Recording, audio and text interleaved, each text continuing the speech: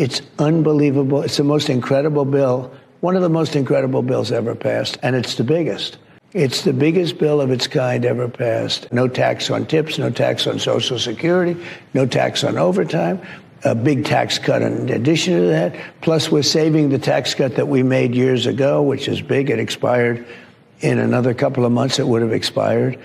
They would have had a 68% tax increase, and now they have a tax cut. You have to explain that to people because, you know, the public, they're driving a cab, they're working as a lawyer, accountant, or a teacher, or doing any one of a million different things. They're not into it like we are.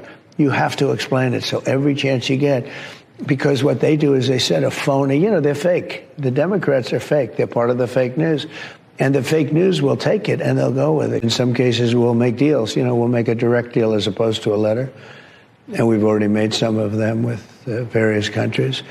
But it's a tremendous amount of money to this country. It's really incredible. The potential of this country is incredible. It's been run very foolishly. It's been run stupidly, so stupidly. And some of the countries are very upset now because they've been taking advantage of us for 30, 40 years.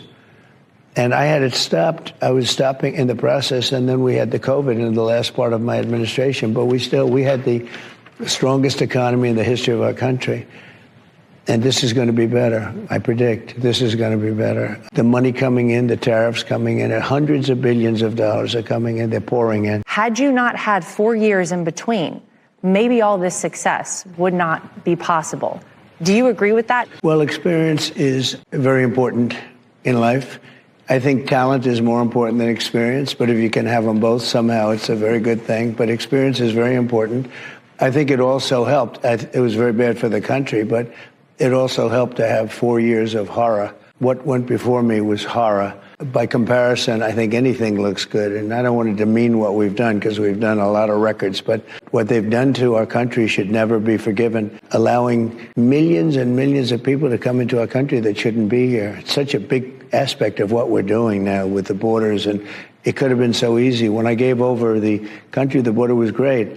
Now it's better than it was, but it was much worse than it was in 2016 when I took it over. There was a border problem also. But I think when people see the horror show that we had for 4 years, an absolute horror show, it was almost like they tried to kill our country. The beautiful thing is now we have the hottest country in the world. I'm satisfied with it. They should have had somebody in the building. That was a mistake. They should have had communications with the local police. They weren't tied in. They should have been tied in. So there were mistakes made. You know, shouldn't have happened. And that building was a prime building in terms of what they were trying to do. But I was satisfied in terms of the bigger plot, the larger plot. I was satisfied. And, you know, I have great confidence in these people. I know the people, and they're very talented, very capable. They had a bad day, and I think they'll admit that. They had a rough day. This is a very dangerous job, being president. You know, I say a race car driver, 1% of 1%, think of that, die. It's not a lot. A bull rider, I think that's pretty dangerous. It's like 1/10 of 1% die. And with the president, it's like 5%. Why didn't you tell me this? I could have maybe made a different decision. But I wouldn't have made a different decision because we're doing so well. The country's back.